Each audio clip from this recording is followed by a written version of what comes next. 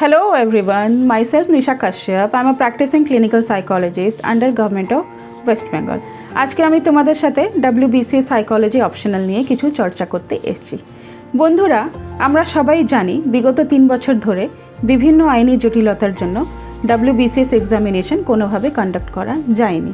কিন্তু 2025-এর শেষের দিকে নভেম্বর-ডিসেম্বর মাসে WBPSC একটা বিজ্ঞপ্তি জারি করে এবং তোমাদের মধ্যে অনেক অ্যাসপিরেন্ট এরকম আছে যারা কি ওই ফর্মটা ফিল আপ করেছো। তোমাদের এই গ্রুপ অফ অ্যাসপিরেন্টকে যদি আমরা দুটো ভাগে ক্যাটেগরাইজ করি তাহলে ফার্স্ট ক্যাটেগরি উড বি যারা কি এই পরীক্ষাটা অলরেডি আগে অ্যাটেম্প্ট নিয়েছো এবং তারা WBCS এক্সামের প্রোগ্রাম অ্যান্ড প্রসেস নিয়ে very much well acquainted.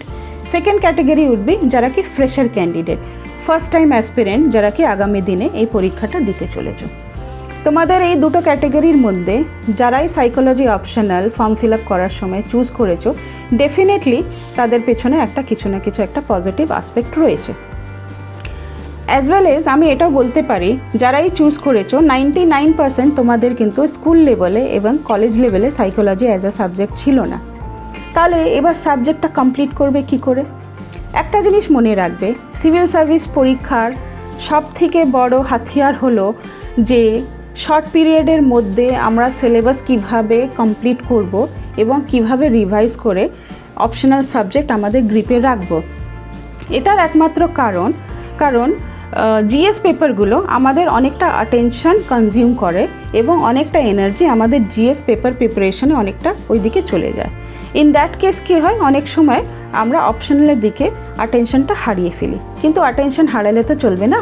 Optional subject হলো one of the determining factor, even one of the বলবো না, মেইন ডিটারমাইনিং ফ্যাক্টর, যেটা কি তোমার মেরিট আনতে সব থেকে বেশি হেল্পফুল হবে। সেই জন্যে আমাদের উচিত যে অপশনাল সাবজেক্টটা আমরা বিফোর হ্যান্ড প্রিপেয়ার করে রাখবো এবং টাইম টু টাইম সেটা রিভিশন দেবো এবং আনসার রাইটিং প্র্যাকটিসের মধ্যে থাকবো, সো দ্যাট আগামী দিনে যখন আমরা ফাইনাল পরীক্ষায় বসবো আমরা কোনোভাবে যেন ল্যাগিং বিহাইন্ড না হয়ে থাকি, অপশনালে আমরা ভালো পারফর্ম করতে পারি এবং ভালোভাবে মার্কস স্কোর করতে পারি। এবার চলে আসি মেন সেগমেন্টে। মেন সেগমেন্ট হলো যারা অপশনাল সাবজেক্ট চুজ করেছো সাইকোলজিকে, তাদের জন্য আমি আগামী দিনে একটা ওয়ার্কশপ অর্গানাইজ করতে চলেছি। সেই ওয়ার্কশপটা হবে জুন মাসের 6 তারিখে রাত 8টা থেকে। তোমাদের মধ্যে যারাই ইচ্ছুক, যারাই ইন্টারেস্টেড ক্যান্ডিডেট, এই ফ্রি ওয়ার্কশপটা আমার সাথে জয়েন করতে পারো। সেটার জন্য আমি গুগল মিটের একটা লিঙ্ক এই ভিডিও ডেসক্রিপশনে দিয়ে দিচ্ছি এবং ওই ওয়ার্কশপটা লাইভ হবে। তোমাদের বিভিন্ন কোয়েশ্চেন আনসার সেশনও নেব, সিলেবাস ডিসকাশন হবে, কনসেপ্ট ডিসকাশন হবে, শর্ট পিরিয়ডে আমরা কিভাবে সিলেবাস শেষ করব সেটা ডিসকাশন হবে, PYQs আমরা ডিসকাস করব এবং মিসেলেনিয়াস যত রকমের তোমাদের কোয়ারিজ আছে সেটার আনসার দেওয়ার আমি সেই ওয়ার্কশপে চেষ্টা করব।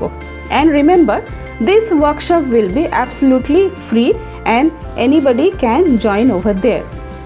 সেকেন্ড, আরেকটা ইনফরমেশন দিতে চাইছি, আগামী দিনে আমি টাইম টু টাইম আমার ইউটিউব চ্যানেল যার নাম হলো নিক্সিপিডিয়া, সেখানে আমি ছোট ছোট কনসেপচুয়াল কিছু ভিডিও আপলোড করব, যেই ভিডিওর মাধ্যমে তোমাদের বিভিন্ন টপিক রিলেটেড যদি কোনো কোয়ারি থাকে সেই কোয়ারিগুলো এবং কনসেপ্টগুলো ক্লিয়ার করতে সেই ভিডিওগুলো হেল্পফুল হবে।